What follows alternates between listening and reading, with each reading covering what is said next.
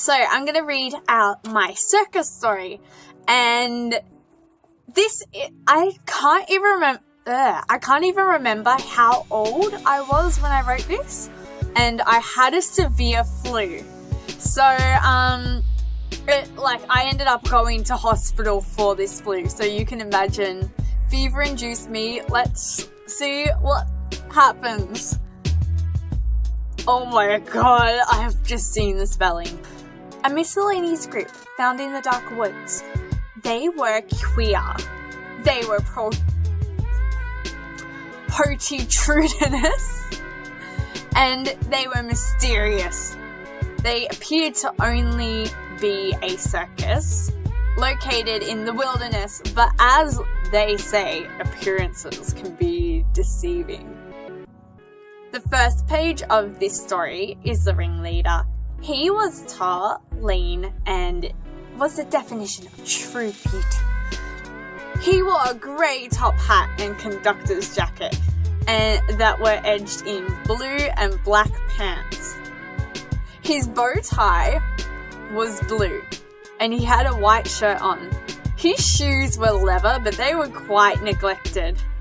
His skin was pale, but his eyes and hair were as black as ebony. He had what looked like smudged eyeliner, because you know guy liner, that was such a thing back then, and mascara around his eyes as well. He was their leader and their cannibalistic master. Oh my god. Oh my god. The next page shows the dancer. She wore what could have once have been her white costume, now all frayed and limp, but it still showed her beauty. She wore a few white torn stockings on each leg. Wait, a few white torn stockings? Not just one pair, but a few? On each leg, but more of her leg was covered in white ballet shoes. She also wore white lace fascinator, but the lace had started to mold. She was tiny and slender, as a dancer always is.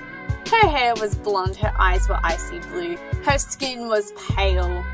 She may have looked weak and frail, but when she moved, it was pure beauty. The next addiction in the pages in this story is the magicians. They both were shorter than all the other males they know, but taller than the dancer. They were twins. They had the same chestnut brown hair and blue eyes. Their skin was also pale. They had slight bags under their eyes. They were as beautiful as the rest of the circus. The first two, I can't read today. The first twin wore a rosewood-coloured piece, and the other one wore a blue one. But sometimes the devious twins would swap places in front of their audience. No one understood how and why they were not willing to share.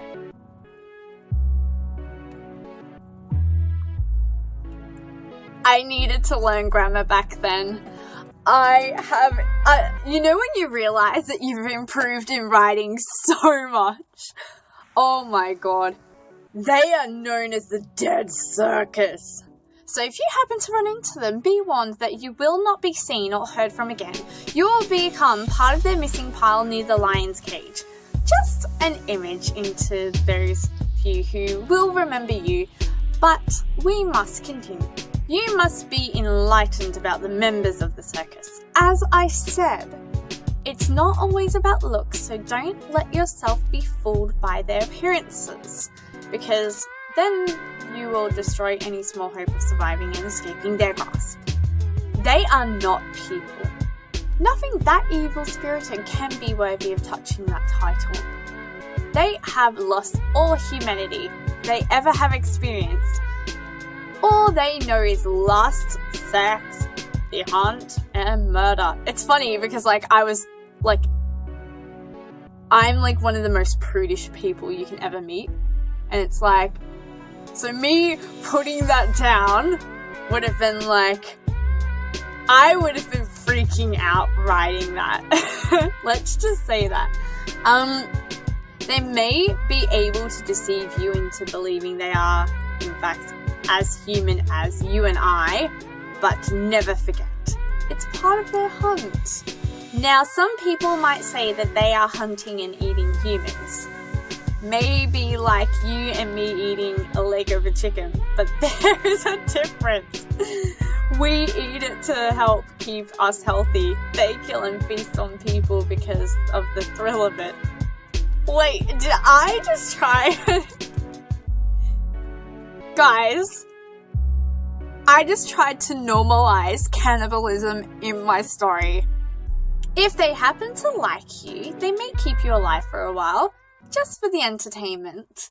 But don't be deceived. They will still kill you and eat you, but first, they will do unimaginable things to you first. If they begging to lust for you, I hope that means begin. If they begin to lust for you, then be wary.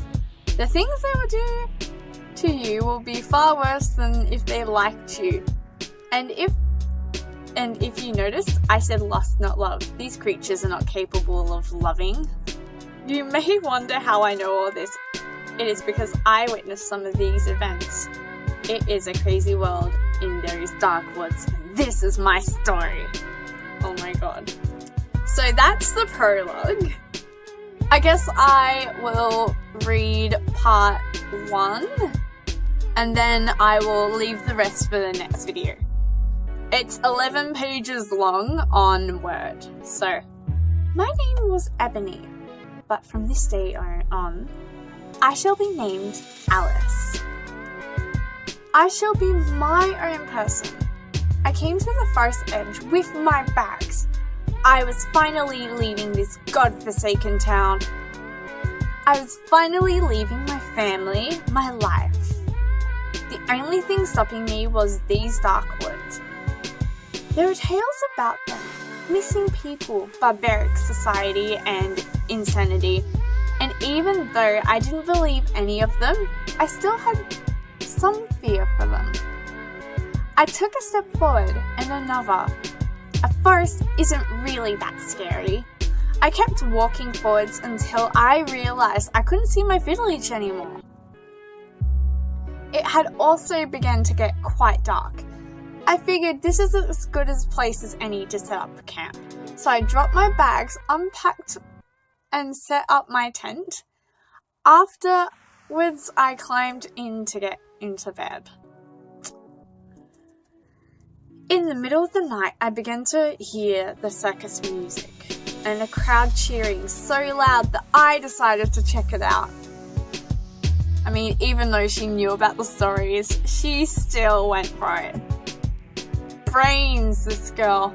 I decided to check it out. I followed the music, and to my surprise, there was indeed a circus. I strutted towards the circus opening and peered through. To my surprise, there was no one to purchase a ticket from, so I discreetly went in. I found a seat and watched the show. "Welcome to our last guest," the ringleader said. I was shocked. How could he notice me from an audience this large? He continued, "Now that everyone who is supposed to be here has arrived, we can start the show. Now, may I have any volunteers?"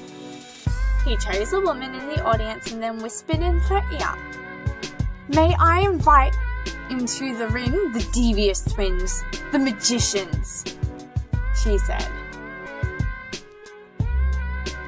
2 boys came out. They began doing magic tricks such as getting volunteers and making them disappear. They never returned to view the show. The next act was performed by the dancer, and after that was the ringleader with his lions. After the circus acts were over, I went to leave. Just as I went to exit, I felt somebody grab my arm. He was a tall, handsome, blonde boy who wore a green suit that looked like it should have been for costume only. He pulled me outside. "You're not from around here, are you?" he asked. "No," I stated. "You should know some rules then. 1. Never let yourself stand out. 2. If they do notice you, do exactly what they say. 3.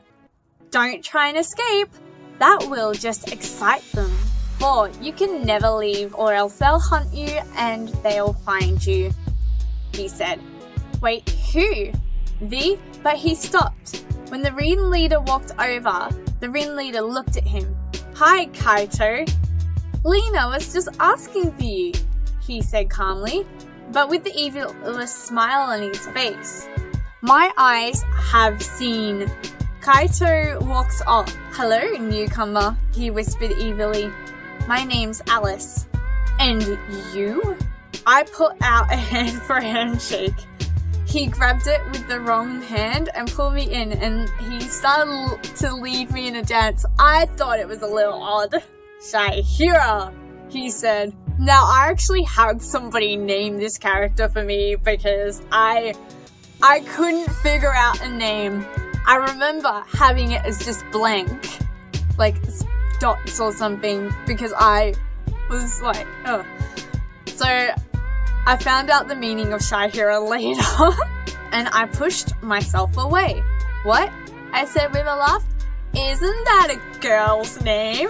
He smiled at me with a devilish grin again. "Well, I am part of a circus.